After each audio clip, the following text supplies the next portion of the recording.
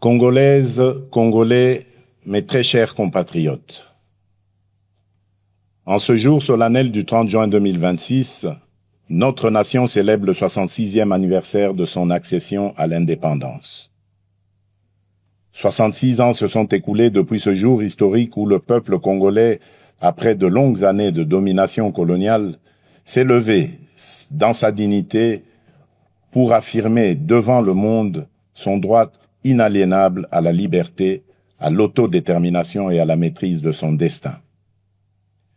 Le 30 juin n'est donc pas une simple date de notre calendrier républicain.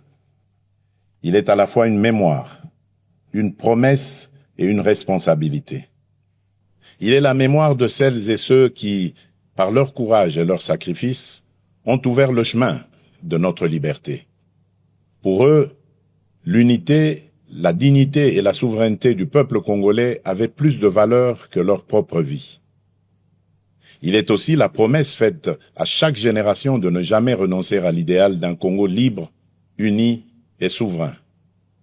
Il est enfin une responsabilité, celle de protéger, d'approfondir et d'incarner chaque jour l'indépendance conquise par nos pères dans nos institutions, notre économie, notre diplomatie, notre défense nationale et notre engagement collectif au service de la République. En ce jour de communion nationale, je m'incline avec respect devant la mémoire de nos pères de l'indépendance, de nos héros nationaux, de nos martyrs et de tous les combattants de la liberté, connus ou anonymes, qui ont fait de ce pays une patrie libre. Je rends un hommage particulier à Joseph Kasavubu, à Patrice Emery Lumumba, ainsi qu'à tous les bâtisseurs de notre conscience nationale. Je rends également hommage à toutes les femmes et à tous les hommes qui, dans nos villages, nos villes, nos écoles, nos églises, nos administrations, nos mines, nos champs, nos marchés, nos entreprises et nos familles, continuent chaque jour par leur travail, leur courage et leur résilience de porter la République à bout de bras. Mes très chers compatriotes, cette année encore, notre fête nationale intervient dans un contexte grave. À l'est de notre pays, nos compatriotes continuent de subir les conséquences douloureuses de l'agression, de l'activisme des groupes armés, du terrorisme, des violences contre les civils, des déplacements forcés, des pillages, des prédations économiques et des violations répétées du droit international. Je pense en cet instant à nos frères et sœurs du Nord Kivu, du Sud Kivu, de l'Ituri, du Tanganyika, du Maniema et de toutes les zones meurtries par l'insécurité. Je pense aux familles endeuillées, aux déplacés contraints de vivre loin de leurs terres, aux femmes victimes de violences, aux enfants privés d'école, aux paysans privés de leurs champs, aux commerçants privés de leurs activités et aux jeunes privés de perspectives par la guerre et la peur. À chacun d'entre eux, je veux redire, au nom de la nation tout entière, vous n'êtes pas oubliés. Votre douleur est celle de toute la République et votre sécurité demeure une priorité absolue de mon action. Je rends un hommage solennel à nos forces armées, à notre police nationale, à nos services de sécurité ainsi qu'aux résistants patriotes Wazalendo engagés dans le cadre légal de la défense de la patrie. À vous qui tenez les lignes, qui défendez nos frontières et qui protégez nos populations, la nation reconnaissante vous dit merci. Votre courage est le rempart de notre souveraineté et votre engagement restera inscrit dans la mémoire de la République. Mes très chers compatriotes, l'année dernière, à la même période, je m'adressais à vous au lendemain d'avancées diplomatiques importantes, notamment dans le cadre de l'accord de Washington et des discussions de Doha. Ces démarches avaient ouvert une espérance et replacé la tragédie congolaise au cœur des agendas régionaux et internationaux. Elles ont surtout consacré une vérité essentielle. aucune paix durable dans la région des Grands Lacs ne peut se bâtir contre la souveraineté de la République démocratique du Congo, ni au détriment de la dignité de son peuple. Le choix de la diplomatie n'a jamais été un signe de faiblesse. Il fut le choix de la responsabilité, de la maîtrise et de la recherche, par tous les moyens légitimes, de la fin des souffrances imposées à nos populations. Les accords de Washington, les discussions de Doha et les engagements de Montreux n'ont de sens que s'ils produisent des résultats concrets, vérifiables et irréversibles, le silence des armes, la fin de tout soutien aux groupes armés, le retrait effectif des forces étrangères non invitées, le désarmement des combattants, le retour digne et sécurisé des déplacés et des réfugiés, la protection des civils, la restauration de l'autorité de l'État, la justice pour les victimes et des garanties crédibles de non-répétition. La République démocratique du Congo reste engagée en faveur de la paix. Elle respecte sa parole, honore ses engagements et demeure ouverte au dialogue lorsqu'il est sincère, équilibré et conforme aux intérêts fondamentaux de la nation. Mais la paix ne peut être ni une mise entre parenthèses de la vérité, ni une récompense accordée à ceux qui prennent les armes contre la République, encore moins un compromis sur notre souveraineté, notre justice ou notre intégrité territoriale. La paix que nous recherchons est une paix juste, une paix qui respecte les frontières, restaure l'autorité de l'État, sanctionne les crimes et transforme nos ressources naturelles en instruments de développement et non en carburant de guerre. C'est cette paix-là que nous voulons, cette paix-là que nous défendrons. Je remercie nos partenaires qui accompagnent ces efforts, notamment les États-Unis d'Amérique, l'État du Qatar, l'Union africaine, l'Union européenne, les Nations unies, la SADC, l'EAC, la CIRGL, ainsi que tous les pays amis engagés en faveur de la paix dans notre région. La République démocratique du Congo ne sera plus réduite à l'image d'un pays que l'on convoite, que l'on pille ou que l'on déstabilise. J'en ai fait le serment devant la nation. Et depuis mon accession à la magistrature suprême, je travaille à faire reconnaître notre pays pour ce qu'il est véritablement appelé à devenir, c'est-à-dire un pilier de paix, de croissance, de transition énergétique, de stabilité régionale et de prospérité partagée en Afrique et dans le monde. Le regard porté sur notre pays est d'ailleurs en train de changer. La République démocratique du Congo n'est plus seulement perçue comme un territoire de crise, elle est désormais identifiée comme un pays solution, grâce notamment à nos minerais critiques, le cobalt, le cuivre, le coltan, le lithium, qui participent déjà à façonner l'avenir du monde et confèrent à notre pays un levier historique de repositionnement et de transformation. C'est dans cette perspective que s'inscrit le partenariat stratégique que nous construisons avec les États-Unis d'Amérique ainsi que ceux que nous entendons nouer avec nos autres partenaires. Tous doivent répondre à une exigence claire, servir les intérêts fondamentaux du peuple congolais, renforcer notre souveraineté, soutenir la paix, favoriser la transformation locale, sécuriser les chaînes de valeur et créer des emplois durables pour notre jeunesse. Le temps où nos minerais étaient extraits chez nous, exportés à l'état brut, valorisés ailleurs, puis revendus au monde pendant que nos populations demeuraient dans la pauvreté, appartient désormais au passé.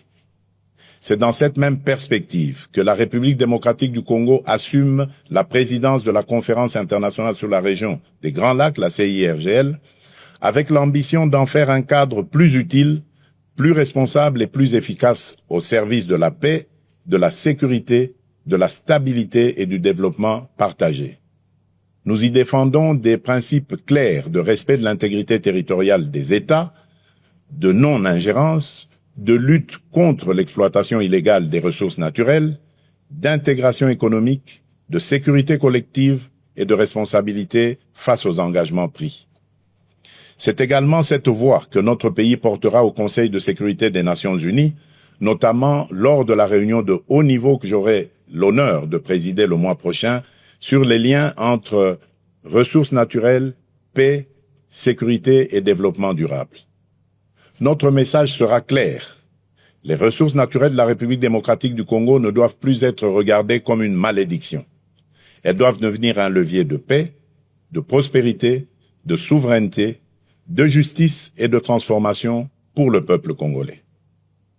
Mes très chers compatriotes, la santé de nos populations demeure une priorité essentielle de notre action publique. Aucune nation ne peut prétendre à une prospérité durable sans un système de santé solide, accessible et résilient. C'est dans cet esprit que nous avons poursuivi ces dernières années le renforcement de nos infrastructures sanitaires, des capacités de nos personnels de santé, de la surveillance épidémiologique et de la recherche médicale, notamment à travers l'expertise reconnue à l'Institut national de recherche biomédicale, l'INRB en sigle. Alors que ces efforts se poursuivent, notre pays fait face à une nouvelle épreuve sanitaire, la résurgence de l'épidémie de maladie à virus Ebola causée par la souche Bundibugyo. Cette nouvelle flambée épidémique touche principalement les zones de santé de Rwampara, Mongwalu et Bunia dans la province de l'Ituri. En ces circonstances douloureuses, j'adresse d'abord la compassion de la nation aux familles qui ont perdu un être cher, ainsi qu'à toutes les personnes touchées par cette épreuve. Face à cette menace, les mécanismes de riposte ont été rapidement activés. Fort de l'expérience acquise lors des précédentes flambées d'Ebola, notre pays dispose aujourd'hui de capacités renforcées pour prévenir, détecter, isoler, prendre en charge et protéger nos populations. Un plan global de riposte budgétisé à 319 millions de dollars américains a été élaboré. Les premiers moyens nécessaires ont été mobilisés en urgence par le gouvernement afin d'appuyer les opérations sur le terrain, limiter la propagation de la maladie et sauver le plus grand nombre de vies possible. Je veux ici saluer le courage et le professionnalisme de nos médecins, chercheurs, infirmiers, techniciens de laboratoire, agents de santé communautaires, équipes de surveillance, autorités provinciales, autorités coutumières, partenaires techniques et financiers, ainsi que des communautés locales engagées dans cette riposte. Dans des conditions souvent difficiles, parfois au contact même direct du danger, ces femmes et ces hommes protègent des vies, rassurent les familles, accompagnent les malades et renforcent la résilience de notre système de santé. Ils méritent la reconnaissance de toute la nation. J'appelle nos compatriotes vivant dans les zones concernées, ainsi que l'ensemble de la population, à demeurer vigilants, responsables et disciplinés. Ebola n'est ni une rumeur, ni une honte. C'est une urgence sanitaire qui exige responsabilité, solidarité et vérité. Je demande à chacune et à chacun de respecter les consignes des autorités sanitaires, d'observer les mesures d'hygiène, de signaler immédiatement tout cas suspect, d'éviter les pratiques à risque et de ne pas céder à la désinformation. Dans cette épreuve, notre force résidera dans la confiance, la discipline collective, la solidarité nationale et la capacité de l'État à agir rapidement, efficacement et au plus près des populations. Mes très chers compatriotes, en ce jour particulier, je voudrais m'adresser à toutes les Congolaises et à tous les Congolais au-delà des convictions, des sensibilités et des appartenances politiques. Notre pays traverse des débats politiques importants. Cela est normal dans une démocratie vivante. Le débat est légitime, le désaccord est naturel, la contradiction est utile lorsqu'il s'exprime dans le respect de la République, de ses institutions, de ses lois et de l'intérêt supérieur de la nation. Je veux cependant rappeler un principe essentiel: aucune ambition personnelle ou partisane ne vaut plus que la paix de tous. Aucune divergence politique ne doit être plus forte que l'unité de la République. Aucune stratégie de conquête ou de contestation du pouvoir ne doit fragiliser la souveraineté du peuple congolais. J'entends les discussions suscitées autour de la Constitution et des réformes institutionnelles. Dans une démocratie, aucune question d'intérêt national ne doit être confisquée ni interdite de réflexion. Mais dans le même temps, aucun débat touchant au pacte fondamental de la nation ne peut être conduit dans la précipitation, la manipulation ou l'obsession politicienne. La Constitution n'est ni un instrument de circonstance, ni un objet de convenance. Elle organise notre vie commune, garantit l'équilibre de nos institutions, consacre les droits du peuple et protège la stabilité de la République. En débattre exige donc sérénité, rigueur, transparence et sens élevé de l'intérêt général. Ma responsabilité comme chef de l'État et garant de la nation est de veiller à ce que les débats engageant l'avenir du pays se tiennent dans le respect de la Constitution, de l'État de droit, des institutions et de la souveraineté populaire. Elle est aussi d'écouter, d'apaiser, de clarifier et, lorsque cela s'impose, de rechercher les voies d'un consensus national responsable. S'agissant de la loi référendaire adoptée par les deux chambres du Parlement, je tiens à rappeler qu'elle relève du fonctionnement normal de nos institutions et du principe de séparation des pouvoirs. Dans une république démocratique, le Parlement débat, délibère et légifère. Le président de la République, garant du bon fonctionnement des institutions, exerce les prérogatives que lui confère la Constitution. Les juridictions compétentes, quant à elles, veillent au respect de l'ordre constitutionnel et de l'état de droit. C'est dans cet esprit de coopération interinstitutionnelle et de respect de l'état de droit que j'ai déféré cette loi à la Cour constitutionnelle aux fins d'examen de sa constitutionnalité avant sa promulgation éventuelle conformément à l'article 160 alinéa 3 de notre Constitution. Cette démarche procède d'une conviction républicaine profonde. Dans une démocratie, aucune décision, aussi importante soit-elle, ne saurait s'affranchir des règles, des procédures et des garanties que nous impose la loi fondamentale. La République ne ferme pas la porte à aucun de ses enfants d'ailleurs, dès lors qu'ils choisissent la voie de la paix, du dialogue, du respect des institutions et de la loyauté envers la nation.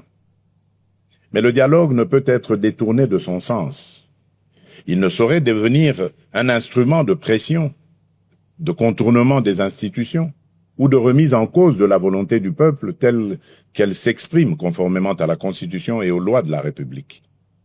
Le peuple congolais est le seul souverain. Nul ne peut parler durablement au nom de la nation contre la nation elle-même. Nul ne peut prétendre défendre la démocratie tout en refusant les principes qui la fondent, à savoir le débat libre, le respect des institutions, la séparation des pouvoirs, la souveraineté populaire et la responsabilité devant le peuple. À ce stade, je voudrais surtout insister sur un point avec la plus grande fermeté: le recours à la violence, aux armes, à la haine, à la désinformation ou à toute forme d'atteinte à notre souveraineté et à notre intégrité territoriale ne saurait constituer un mode d'expression politique. Il ne peut en aucun cas ouvrir un droit particulier à la négociation, ni placer ceux qui menacent la République au-dessus de ceux qui respectent ses lois. Nous pouvons débattre, diverger et nous opposer dans le cadre républicain. Mais nous n'avons pas le droit d'affaiblir la nation au moment où elle fait face à des menaces existentielles. Face aux défis qui pèsent sur notre pays, l'unité nationale n'est pas une option, elle est une exigence historique, elle est un impératif absolu. J'appelle donc les acteurs politiques, de la majorité comme de l'opposition, les responsables sociaux, religieux, économiques, médiatiques et associatifs, ainsi que l'ensemble de la société civile, à faire preuve de hauteur, de retenue et de responsabilité. Mes très chers compatriotes, au milieu des épreuves que traverse notre nation, cette année nous aura également offert un puissant motif de fierté collective. Nos léopards viennent d'écrire une page historique du football congolais. 52 ans après notre dernière participation à une Coupe du Monde, ils ont non seulement ramené la République démocratique du Congo sur la scène mondiale, mais ils viennent aussi de franchir, avec courage et panache, un cap inédit de notre histoire sportive. Par leur brillante victoire face à l'Ouzbékistan, sur le score de 3-1, nos léopards se sont qualifiés pour la phase à élimination directe, offrant à notre peuple une joie immense